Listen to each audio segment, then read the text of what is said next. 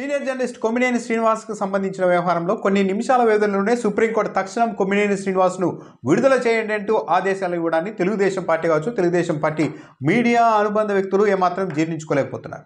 ఎందుకు జీర్ణించుకోలేకపోతున్నారు అంటే ఒక కారణం ఉంది. తెలుగుదేశం పార్టీ అధికారంలోకి వచ్చిన తర్వాత వైఎస్ఆర్ కాంగ్రెస్ పార్టీ నాయకుల్ని, తమకు ఇష్టం వచ్చిన వైఎస్ఆర్ కాంగ్రెస్ పార్టీ నాయకుడిని తీసుకెళ్లి లోపలేయడం, రిమాండ్ ఇవ్వడం, ఆ తర్వాత వరుసగా కేసులు పెట్టడం, ఇలా 3 నెలలు, 4 నెలలు, 6 నెలల పాటు జైల్లో ఉంచడం అనేది ఒక సాధారణ ప్రక్రియగా మారిపోయింది.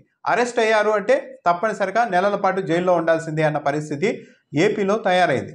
ఇలాంటి తిరుగులేని శక్తిగా అందరినీ అరెస్ట్ చేస్తూ లోపలేస్తూ ఎన్ని రోజులు కావాలంటే అన్ని రోజులు జైల్లో పెడుతున్న తాము కొమ్మినేని శ్రీనివాస్కు మాత్రం ఇంత త్వరగా బెయిల్ రావడం ఏంటి? తాము కదా ఇక్కడ అధికారంలో ఉన్నది, తాము తలుచుకుంటే ఎవరినైనా నెలల తరబడి లోపల వేయగలం అనుకున్నాం కదా, కొమ్మినేని శ్రీనివాస్ ఎందుకు ఇంత తక్షణం బయటకు వచ్చేస్తున్నారు అన్నది వాళ్ళల్లో తెలియకుండానే లోపల ఉన్న ఒక దాన్ని ఇంకేమనాలో కానీ ఒక ఆలోచన తీరనమాట. అది అంటే మమ్మల్ని కాదని అప్పుడే బెయిల్ వచ్చేస్తుందా అన్న ఒక ఆలోచన ధోరణి కనిపిస్తోంది. కొంతమంది వాదిస్తూ ఉన్నారు, సాధారణంగా సుప్రీంకోర్టుకి ఎవరైనా ఇలాంటి వాటిలో బెయిల్ కోసం వెళ్తే సుప్రీంకోర్టు దిగువ కోర్టుకు వెళ్ళండి, హైకోర్టుకు వెళ్ళండి అని చెప్తుంది. ఇక్కడ మాత్రం సుప్రీంకోర్టు నేరుగా నిమిషాల వ్యవధిలోనే కొమ్మినేని శ్రీనివాస్కు బెయిల్ ఇచ్చేసింది అని కూడా కొందరు నిష్ఠూరమాడుతూ ఉన్నారు.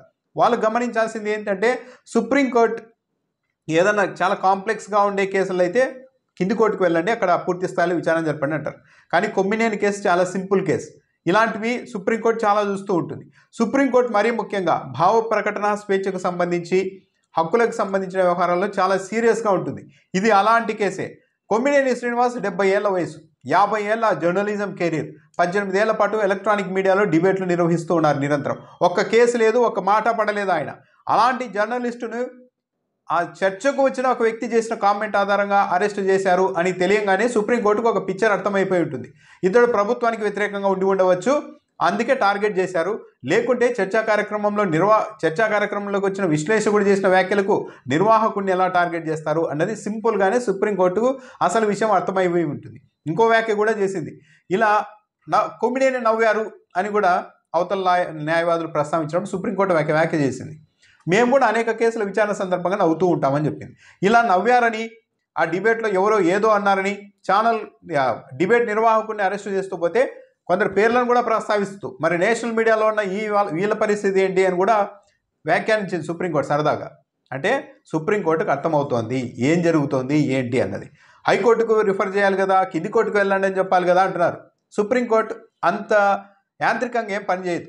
న్యాయమూర్తులు అక్కడ వాళ్ళకు విచక్షణతో ఏం జరుగుతోందని ఆలోచిస్తారు. కింది కోర్టుకు వెళ్ళండి అంటే కొమ్మినేని శ్రీనివాస్ను మరికొన్ని రోజుల పాటు, వీలైతే వారాల పాటు ఆ బెయిల్ వాయిదాలు, విచారణ వాయిదాలు అన్నిటితో కొన్ని వారాల పాటైనా లోపల పెట్టే అవకాశం ఉంటుంది. సుప్రీంకోర్టు అందుకు అవకాశం ఇవ్వదలుచుకోలేదు. కింది కోర్టుకు వెళ్ళండి అని అంటే ఇదంతా మళ్ళా పిటిషన్లు వేయడం, కౌంటర్లు వేయడం, ఇవన్నీ పెద్ద ప్రాసెస్. అతని హక్కుల్ని హరించడమే అవుతుంది. అతడు ఏమాత్రం బూతులు తిట్టలేదు. ఒక విశ్లేషకుడు మాట్లాడాడు, ఆయన తర్వాత సారీ చెప్పాడు, ఖండించాడు ఆ వ్యాఖ్యల్ని. నవ్వేశారని చెప్పేసి అరెస్ట్ చేసుకుంటూ వెళ్తే ఈ దేశంలో ఎవరు టీవీ డిబేట్లు నిర్వహించలేరు, ఎవరు మాట్లాడలేరు అన్నది సుప్రీంకోర్టుకు తెలుసు. కాబట్టి హైకోర్టుకు పోండి, కింది కోర్టుకు పోండి అని అలాంటి ప్రస్తావనే లేకుండా డైరెక్ట్గా ఆదేశాలు ఇచ్చేసింది. సింపుల్ కేసు కాబట్టి చాలా సింపుల్గా నిమిషాల వ్యవధిలోనే సుప్రీంకోర్టు తన విచక్షణతో ఏం జరిగిందన్నది తేల్చేసింది. సామాన్యులు కూడా అర్థమైపోతుంది. అతి సామాన్యులు బయట మాట్లాడుకునేది కూడా, సరే కొమ్మినేని డిబేట్ పెట్టాడు, అందరి మాదిరి ఆయన ఒక విశ్లేషకుడు వచ్చాడు, ఆయన ఏదో మాట్లాడాడు, దానికి కొమ్మినేనికి ఏం సంబంధం, ఛానల్కి ఏం సంబంధం అని సగటు మనుషులు కూడా మాట్లాడుకుంటూ ఉన్నారు. ఇక్కడ మరో విషయం కూడా ప్రస్తావించుకోవాలి, కోర్టుల మీద పూర్తి గౌరవంతోనే. కానీ జరుగుతున్న పరిణామాలు బయట ఎలాంటి వాతావరణం ఉంది అన్న దాని మీద 7 ఏళ్లకు లోపు శిక్ష పడే కేసుల్లో అరెస్టు చేయవద్దని నోటీసులు ఇచ్చి విచారణకు పిలవండి అని సుప్రీంకోర్టే చెప్పినప్పుడు కేవలం 3 ఏళ్ళు శిక్ష పడే సెక్షన్లో ఉన్న కొమ్మినేని శ్రీనివాస్ రిమాండ్కి ఎలా వెళ్ళారు అన్నది ఒక పెద్ద క్వశ్చన్ మార్క్. న్యాయవాదులు ప్రశ్నిస్తున్నారే కానీ సుప్రీంకోర్టు చెబుతోందే కానీ 7 ఏళ్ల కంటే లోపల శిక్ష పడే కేసుల్లో రిమాండ్కు ఇవ్వకుండా కింది స్థాయి కోర్టులు ఎందుకు నిర్ణయాలు తీసుకోలేకపోతున్నాయి? కింది స్థాయి కోర్టుల్ని తప్పుపట్టాల్సిన అవసరం లేదు. వాళ్ళ మీద చాలా ఒత్తిడి తెస్తున్నారు చాలామంది. చంద్రబాబు నాయుడు అరెస్ట్ అయినప్పుడు రిమాండ్కు ఇచ్చిన మహిళా న్యాయమూర్తి పైన తెలుగుదేశం పార్టీ వాళ్ళు ఏ స్థాయిలో దాడి చేశారో అందరూ చూశారు. విపరీతంగా ట్రోల్ చేశారు, రాజకీయాలు అంటగట్టారు, రకరకాలుగా వార్నింగులు, బెదిరింపులు అన్నీ ఇచ్చారు.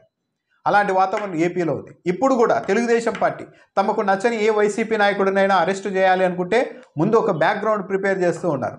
అతడు చేసినది చిన్న తప్పైనా సరే ఇతడి వల్ల ఈ రాష్ట్రం మొత్తం తగలబడే పరిస్థితి వచ్చేసింది, చాలా ఘోరం చేశారు, ఇతను మనిషిగా బతకడానికి అనర్హుడు, ఇక్కడ ఉండడానికి వీలు లేదు అన్నట్టుగా మీడియాలో ప్రచారం చేయించడం, తన వాళ్ళతో నిరసన కార్యక్రమాలు చేయించడం, ఆ తర్వాత ఏకంగా ఆఫీసుల మీద దాడులు లాంటివి, ఈరోజు సాక్షి ఆఫీసుల మీద దాడి చేశారు కదా మొన్న 2-3 రోజుల పాటు, అలా చేయించడం ద్వారా ఒక విపరీతమైన ఒక భావోద్వేగమైన ఇదేదో పెద్ద నేరం అన్నట్టుగా ఒక వాతావరణాన్ని సృష్టించి ఆ తర్వాత అరెస్టులు చేసి అక్కడికి తీసుకెళ్లేసరికి కింది స్థాయి కోర్టులు కూడా ఒత్తిడికి గురవుతున్నాయి. ఇంత హైపు, ఇంత గొడవ, ఇంత మీడియాలో చర్చ జరిగిన తర్వాత మనం రిమాండ్కి ఇవ్వకపోతే వీళ్ళంతా మళ్ళీ మనల్ని ఏం చేస్తారో అన్న ఒత్తిడి ఏమైనా న్యాయస్థానాల మీద పడుతోందా? అలాంటి విషయాల్లో న్యాయస్థానాలు చాలా గట్టిగా ఉండాలి. ఎందుకంటే న్యాయస్థానాలు కూడా బెదిరే పరిస్థితి వస్తే ఇక సామాన్యుల్ని ఎవరూ రక్షించే పరిస్థితి ఉండదు.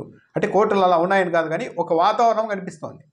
7 ఏళ్ల కంటే తక్కువ శిక్ష పడే కేసుల్లో డైరెక్ట్ అరెస్ట్ వద్దని సుప్రీంకోర్టు చెప్పింది.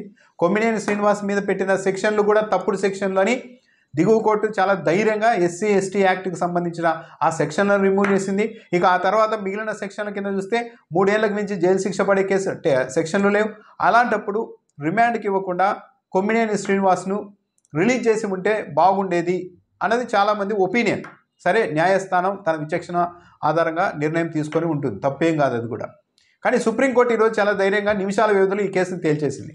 ఇలా నిర్ణయాలు తీసుకునే పరిస్థితి, ఆ వాతావరణం కింది స్థాయి కోర్టులకు ఉండాలి అన్నదే చాలామంది భావన. ఆ పరిస్థితి లేకుండా కొన్ని శక్తులు ఒత్తిడి చేస్తూ ఉన్నాయి తన మీడియా ద్వారా. ఒక డైరెక్ట్గా బెదిరించకపోయినా ఇండైరెక్ట్గా న్యాయస్థానాలను కూడా బెదిరించే వ్యవస్థలు ఇక్కడ తయారయ్యాయి అన్న ఒక ఒపీనియన్ అయితే ఉంది. ఎవరైనా చెప్పినా ఈ అరెస్టులన్నీ ప్రభుత్వ పెద్దల ఆదేశాలతోనే, అధికార పార్టీ నాయకుల ఆదేశాలతోనే జరుగుతున్నాయన్నది జగమెరిగిన సత్యం. కానీ ఇక్కడ పోలీసులు ఎందుకు చేస్తూ ఉన్నారు?